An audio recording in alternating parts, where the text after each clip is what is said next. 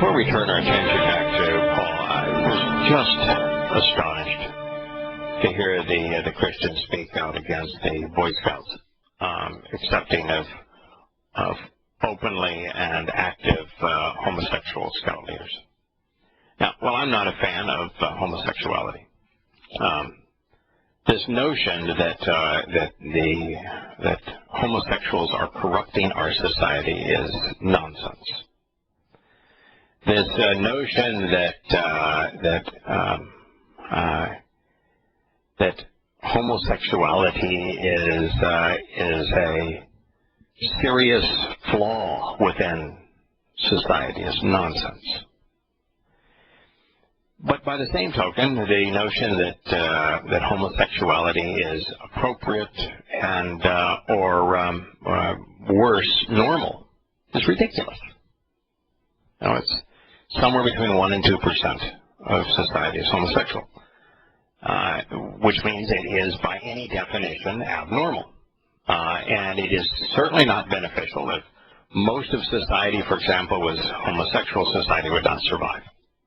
So let's have an honest discussion about it. Society is not threatened by the Boy Scouts allowing homosexuals to be scout leaders. Now, here's my issue with the decision. I am not comfortable, would not be comfortable, having my sons in a scout troop with a man who is openly and actively homosexual. But by the same token, I would not be comfortable with my sons being in a scout troop where the scout leader was openly and actively heterosexual. If their sexuality defines them, and if their sexuality is something that is open and a substantially focused part of their lives, then I don't want my sons, would not want a son or daughter exposed to them. And so there is something wrong about exposing your child knowingly to someone who defines themselves by their sexuality and who is actively eager to display their sexuality. Now, if you're dealing with somebody who you just don't know because the fact that they're either heterosexual or homosexual preference is quiet, it's behind closed doors, it is only between consenting adults, then that individual is not going to corrupt, is not going to harm your son or daughter. But if they're an activist for homosexuality, if they have this deep-seated need to somehow justify who they are by saying that homosexuality is good, preferable, normal, then that's not a safe person to let your child around. That's like saying that you should be comfortable as a parent sending your child to Catholic school, knowing that hundreds of thousands of little boys and little girls have been sexually abused by priests, most of whom are homosexual. You just ought not expose your child to Roman Catholicism or to any aspect of the church. Never leave them alone. Now, but I will tell you that when Christianity parades someone who spoke as the interview did,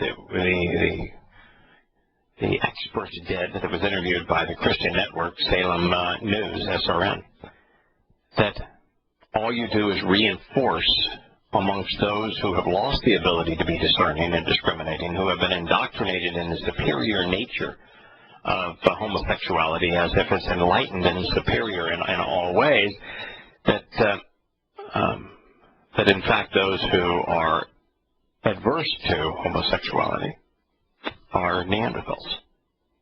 So that was a poor choice on behalf of SRN to interview that individual. My view on this subject is akin to Putin's, which is the best known public view, which is I have friends that are homosexual. I hired individuals that I knew were homosexual. I have had trusted my children to individuals that I knew were homosexual. What somebody chooses to do, well, I don't agree with it, well, I don't understand it, that's their choice. Don't care. And I think we ought to, as a society, take that view across the board, that people ought to be able to choose, even if something is counterproductive. And homosexuality, by the way, is counterproductive. A homosexual man lives on average 5 to 10 years shorter lifespan than does a heterosexual man. So there are counterproductive aspects of homosexuality, and society does not function if the majority of people are homosexual. It ceases to function. So we just ought to allow people, though, to make their own choices, and on issues like this, sexual preference, it just ought not to be a driver. But, you know, Putin's view is that what you do is your business. I don't care. Your orientation is your business. Don't care. It's not society's business. Certainly not government's business.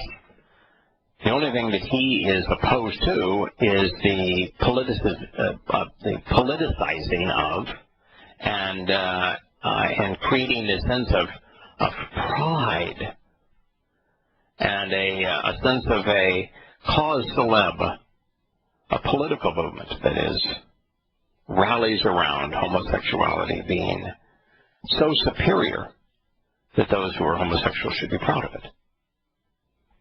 That's not appropriate. And I would also say that because in the West,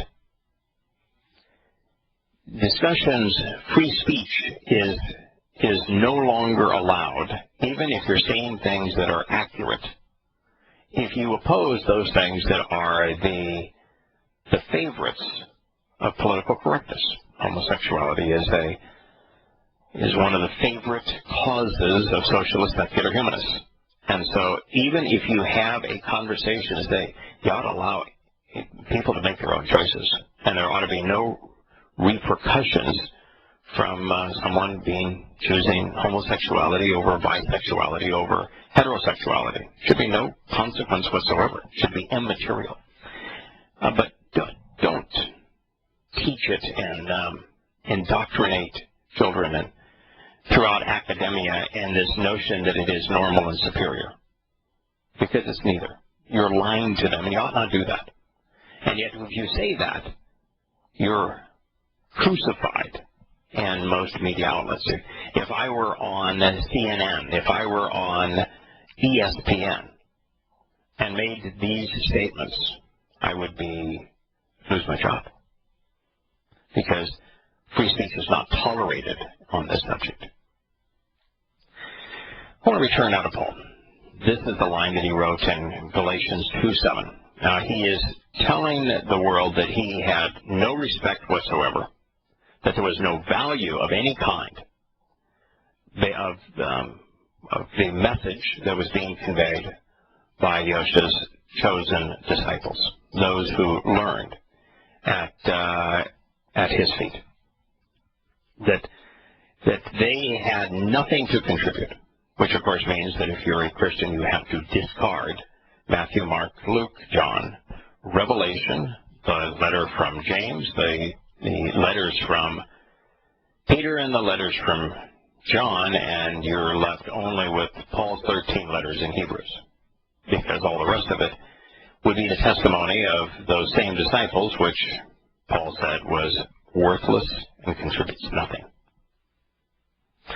Now, he then wants you to know, but nevertheless, which is to say, yeah, okay, their message had no value, but since I don't like Jews anyway, since I'm a self-loathing Jew, since the Jews won't accept me because they're too damn smart to buy my lie, he is the messenger to those circumcised. I'll give him that. But me, having seen and perceived that because I have been believed with the healing and beneficial message of the uncircumcised, inasmuch as Petros of the circumcised. Now, the Nestle Allen Greek New Testament, 27th edition, with McReynolds, the English Interlinear, the most acclaimed scholarly representation of the text, presents the same words as follows. But on the contrary. So contrary to what? But on the contrary. What was the previous statement? The previous statement was the testimony of the disciples was utterly meaningless, had no value whatsoever. All right, so that is the statement. So to the contrary. So what he's saying is, yeah, their statements meant nothing. They are absolutely useless and meaningless. So on the contrary, you got me with the contrarian view. The view that should be listened to, the view that does make a difference, the view that matters, and that's my belief system. On the contrary, but on the contrary, having seen that I have been believed the good message of uncircumcision. So they have it the same way. He's not speaking to the uncircumcised, which is what the Christian church would have you believe, that he has divided the world between Gentiles and Jews, and that Paul's bunch are the church. They're the Gentile church, and that Peter's bunch are the Jews and Judaism. That's what the Christian church would have you believe, when in fact neither. I mean, Peter, as was Yahowah, was wholly and completely opposed to the Jewish religious establishment. And Gentile, while it does mean church, and the church is a Gentile institution, Paul isn't speaking of he was given the domain of Gentiles here, although he will claim that elsewhere. No, he is saying that the message that he has communicated, that has formed the basis of his faith, of his belief system, is the good message of uncircumcision. Wow. What we learned yesterday about Yahowah's overt use of uncircumcision, the message that Paul is heralding. Associating uncircumcision with death of the body, death of the soul. Complete estrangement from him. Exclusion from heaven. With adversaries of God himself. Every mention of uncircumcision was associated with failed, inept, inadequate, death, estrangement, and every word that you could come up with to describe that which is undesirable, particularly as it relates to God, was associated with uncircumcision. And so Paul is claiming that he is the messenger of uncircumcision and the belief system based upon uncircumcision, which, when you compare that to what God said about uncircumcision, means that that Paul is deadly, that his message is inappropriate, inadequate, that will lead to total and complete estrangement from God, and that no one that associates with or believes Paul's message as contained in the Christian New Testament is going to find favor with God. So, we are in serious trouble here with Paul. So, Paul's rhetoric here, for example, Allah, which means conveys to the contrary, in addition to nevertheless and notwithstanding. He is indicating that there was a significant contrast, objection, exception, distinction, or exemption being made. But the problem with these terms, with Allah, for example, and tuan tion, which is the other word that means opposite or contrary-wise, which are the two words that he puts together to begin the sentence. So opposite and contrary, followed by Allah, to the contrary, nevertheless, and making a serious contrast and objection and an exception. He is positioning these words as the transition from the message that was delivered by Jacob and Shimon Kefesh and Yahuwah and Mataniah, Matthew, Mark, Luke, John, the disciples, James. So when we have back-to-back comparative terms denoting a very significant contrast with what's being said during a meeting, it means that Galatians 2:7 was not only about divvying up the world with Paul taking 99.99% for himself, but that his faith, his religion, would have total disdain for the Torah, and that it would be wholly opposed to what was being said by Yosha's disciples. Please don't miss the fact that Paul divided the world between the circumcised and uncircumcised, although this was simply stating that he was the messenger of the uncircumcised, of the uncircumcision, if you will. So since male circumcision is an absolute requirement to participate in the covenant, Paul's followers would remain forever estranged from God. And since God only saves his covenant children, they will all die. That is why uncircumcision in Yashayah and Yirmiyah was associated with death of the body and death of the soul.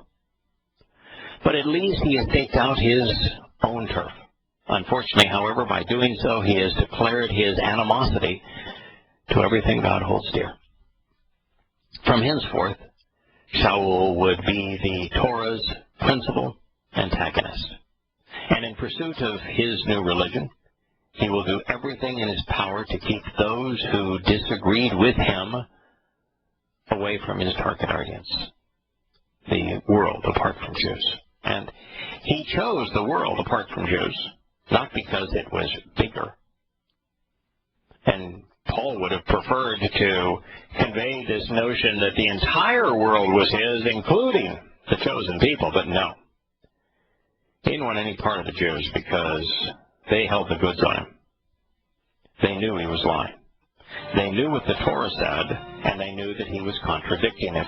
They knew that the actual God who authored the Torah had described uncircumcision as the worst of all things, as diseased and deadly, as estranged and inadequate, as someone wholly separated from God who was certain to die, an adversary of God. So he didn't want anything to do with them. In pursuit of his new religious faith, one that he has announced in this statement, one contrary to the disciples, one contrary to Yahshua, one contrary to the Torah, one contrary to Yahowah, one contrary to everything the covenant stands for. He would do everything in his power to keep those who knew that he was lying away from his target audience. He wanted the world unaware of the message that Yahowah chose Yehudim to deliver.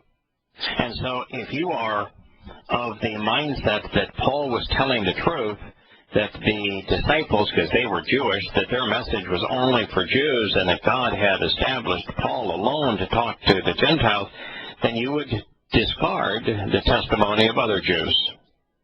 Isaiah, Jeremiah, Moses. How about David? All of them. Discard it all. Throw away that crazy Old Testament. I'll create a New Testament for you. It'll be the message of uncircumcision. Well, there you go.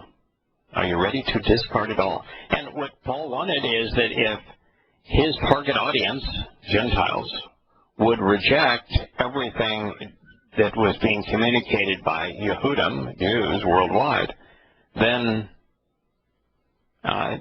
they would not know that he was lying. He could make any claim he wanted to make, and did, to people who were wholly ignorant of the fact that what he was doing was undermining and contradicting and being in total opposition to the very God he claimed had authorized him.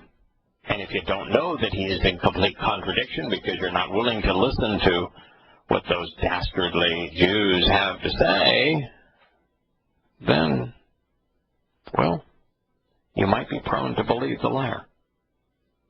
In so doing, from Shaul's perspective, from Paul's perspective, Jews had become competition. They were his opponents, his rivals, and thus his enemies. So while Yahowah's chosen people had faced the wrath of the Egyptians, the Philistines, the Hittites, the Babylonians, the Assyrians, the Greeks, and now the Romans, Paul would become their most formidable foe. The religion he conceived with this statement and with this letter would be a 2,000-year-long curse and lead directly to the death of more followers of the way and Jews at large than any villain in human history.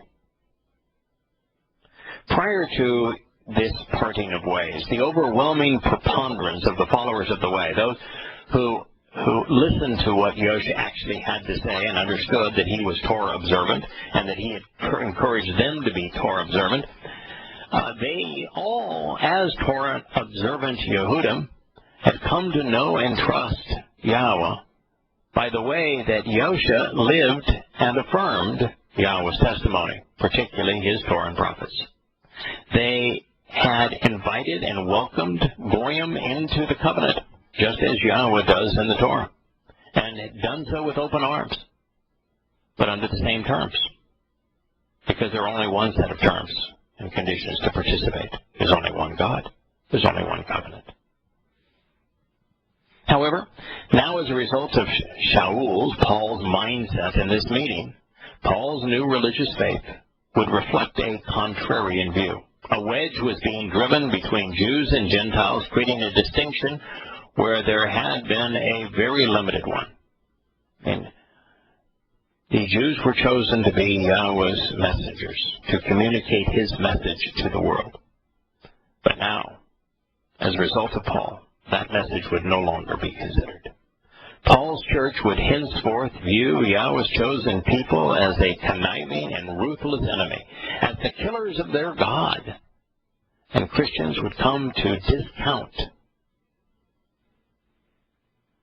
Yahowah as God, Israel as his land, and the Torah, prophets, and Psalms as his word.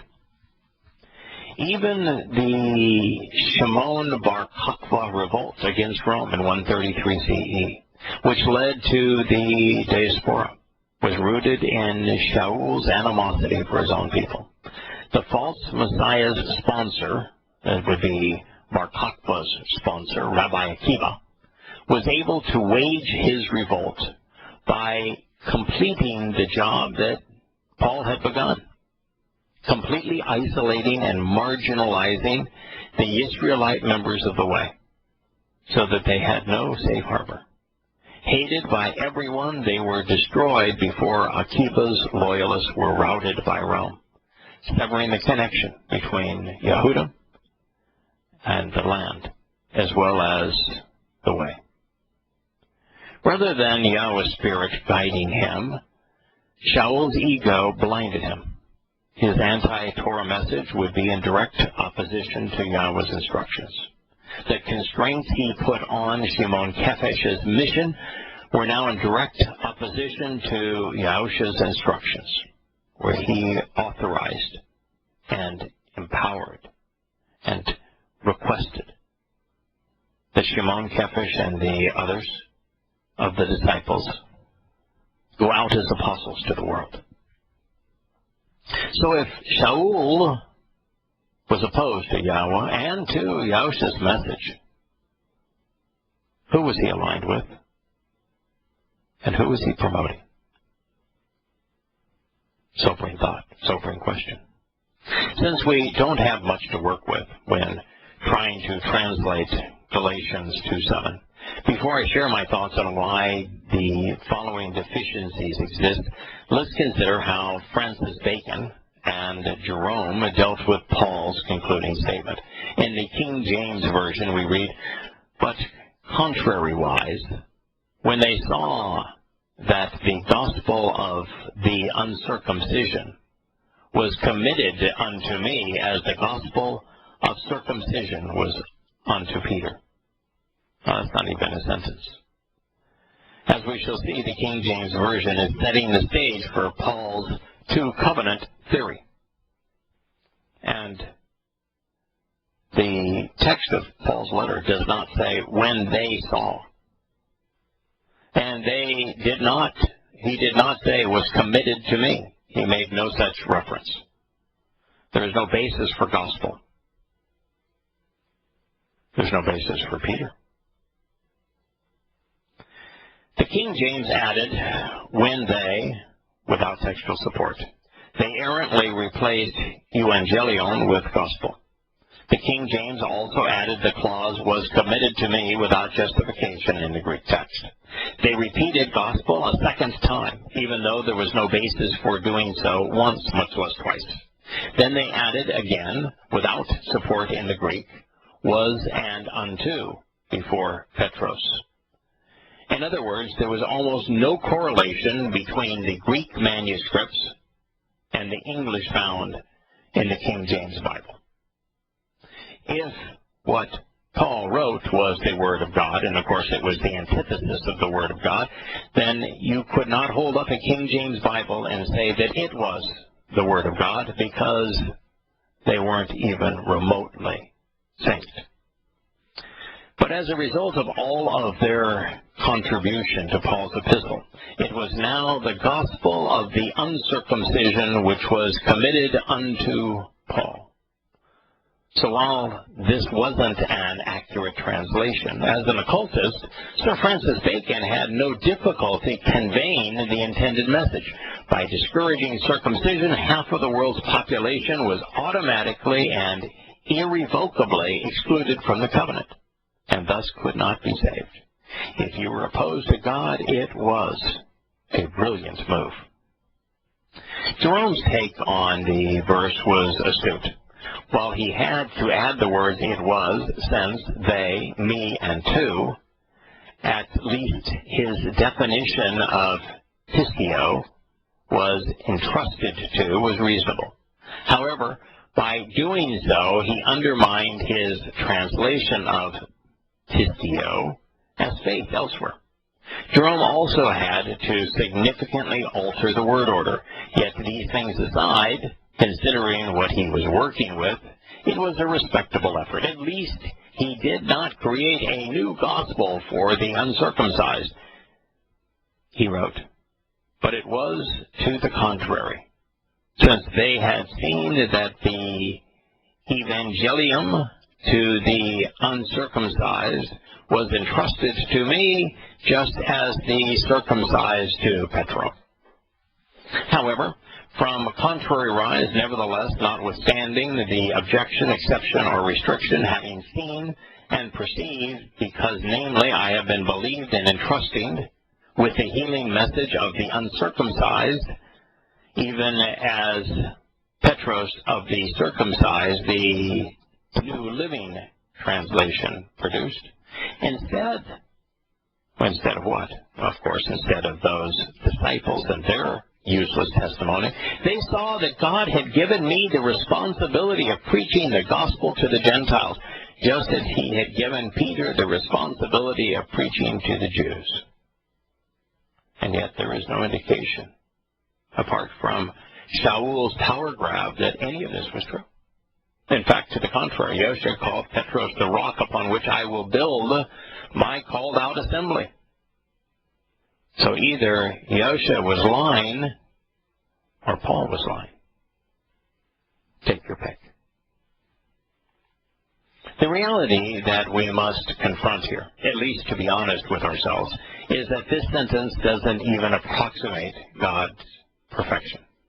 In fact, if it had been appropriately worded, it wasn't true. According to Acts 15, neither Shimon nor Yaakov supported Shaul's position.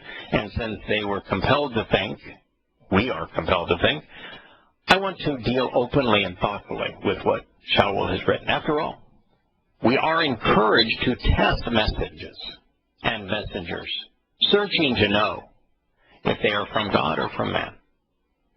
The first step in this regard, with regard to these deficiencies, is to admit the obvious. The writing quality is poor. It is most certainly beneath God's talent to have inspired this. And while we cannot blame Paul for gospel, that was a Christian alteration, we cannot excuse his replacement of Yahowah's fortuitous gift with the Greek goddess Charis, or their Roman counterparts, the Gratia. Further, there is too much ambiguity in this letter for it to be considered divine. More often than not, the nature of the problems Shaul was encountering were inadequately developed. For those who haven't made their way through the book called Questioning Paul, you may be left wondering what set of instructions Paul was promoting and assailing, the Torah or the Talmud. The Jerusalem Talmud existed at this time, but not the Babylonian extension of it, which is the longer, more comprehensive one. It's called the Babylonian Talmud. But the Jerusalem Talmud did exist, and there are those defending Paul to say that as he was assailing the nomos, which is rendered law in your English translations, although nomos means nothing of the sort. Nomos is the Greek word that was used to translate Torah throughout the Septuagint, and Torah means teaching and guidance. Nomos means the basis of an inheritance, that which is nurturing and beneficial. But you may have be among those who says, well, maybe Paul was just assailing the Talmud. But, you know, if he was, why did he ever say so? Because he never did. He was fully aware of the Hebrew word for Talmud. When Yosha was assailing the Talmud, he would speak of the traditions, the oral traditions of the rabbinical Jews and the Pharisees. He distinguished between the Torah and the religious texts of man. Paul never makes such a distinction. And the things that he uses to invalidate the Torah are always cited from the Torah. So he's clearly assailing the Torah. There is, and he even refers to the covenant that was codified on Mount Sinai. That's the Torah's covenant. So there is, you'd have to be completely jaundiced, irrational, lacking the ability to be discerning, to have investigated this question and come away thinking that Paul was assailing Jewish traditions and that he was really a proponent of the Torah. But if you're in that group, we'll press forward and you will have more evidence going forward that Paul was opposed to everything that Yahowah had to say, and especially his Torah. For what it's worth, and it may be little, there is the most favorable spin that I could put on these words, a perspective that is very, very thinly supported by what we're reading, would be that a possible justification for the defects in wording may have been because Shaul was dictating this as a letter to a community of people he distrusted in response to an attack on his qualifications and the value of his message. The penman may have been one of Paul's associates, as opposed to a professional scribe. But the bigger issue was that Paul was angry, he was hurt, he was overly emotional, and he let his ego get in the way. But to infer, especially without any textual support, that Shaul's letters were inspired word for word as the set-apart spirit moved his lips is to demean Yahweh's ability to communicate. Unlike what we find in the Torah, there is no instruction to write Yahweh's words down, to pass on God's personal first-person testimony onto future generations. There is no admonition to leave God's witness exactly as it was delivered, without any additions or subtractions. There is no comparison between the magnificently profound, mind-expanding, and soul-stirring presentation that we experience throughout the Torah, prophets, and Psalms, and what we're reading here.